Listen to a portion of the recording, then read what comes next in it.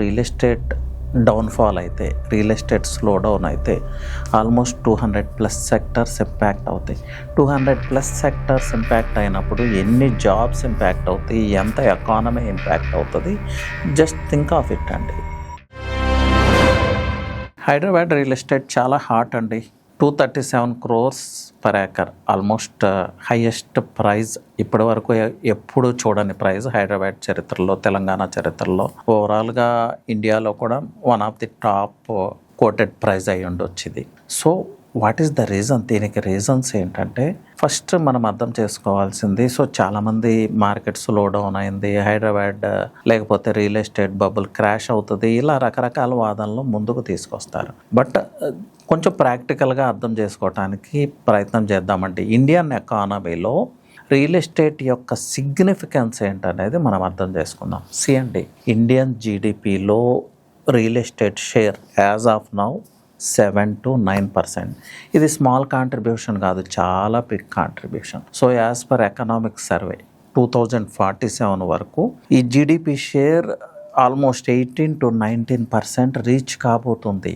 So ఇండియాలో ఇంకా చాలా హౌసింగ్ రిక్వైర్మెంట్ ఉంది. సో రియల్ ఎస్టేట్ నీడ్స్ చాలా ఎక్కువగా ఉన్నాయి ఇప్పటికి కూడా. ఇది నేను చెప్పేది కాదు, ఇట్స్ ఎకనామిక్ సర్వే ఇది ప్రూవ్ చేస్తూ ఉంది. ఇండియన్ గవర్నమెంట్ దీన్ని బేస్ చేసుకుని వర్క్ చేస్తూ ఉంది, రియల్ ఎస్టేట్ జీడిపిని ఎలా పెంచుకోవాలి అని. సో రియల్ ఎస్టేట్ని బేస్ చేసుకొని 200+ సెక్టర్స్ ఫ్లరిష్ అవుతూ ఉంటాయి. సో రియల్ ఎస్టేట్ డౌన్ఫాల్ అయితే, రియల్ ఎస్టేట్ స్లో డౌన్ అయితే ఆల్మోస్ట్ 200+ సెక్టర్స్ ఇంపాక్ట్ అవుతాయి.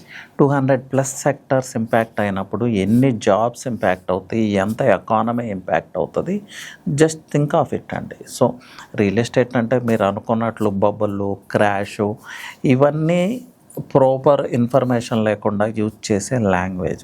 ఇండియన్ కండిషన్స్లో, మనకున్న పాపులేషన్లో, అలాగే జరుగుతున్న ర్యాపిడ్ అర్బనైజేషన్లో, సిటీస్లో పర్టికులర్గా హైదరాబాద్ లాంటి సిటీస్లో రియల్ ఎస్టేట్ డౌన్ఫాల్ అనేది ఇప్పటిలో ఊహించలేము, ఊహకు కూడా అందని విషయం. ఇది అర్థం చేసుకోండి దయచేసి.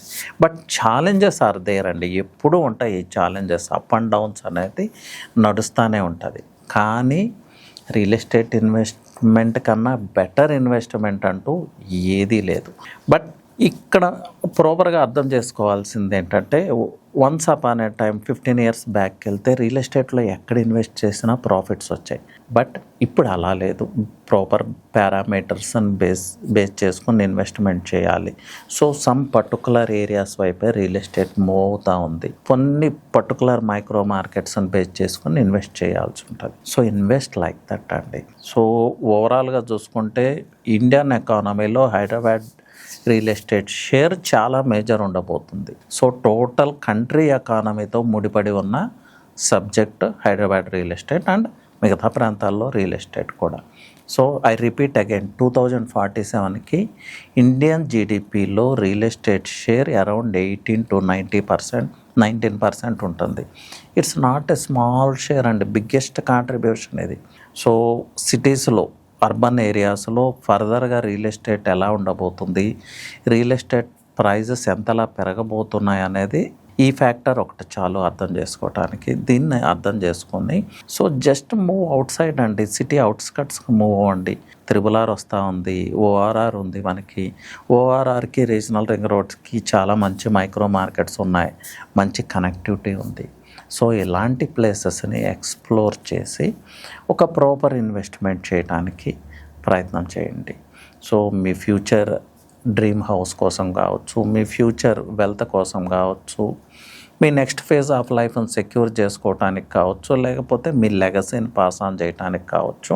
ఇది ప్రతి ఒక్కరూ చేయాల్సిన పని.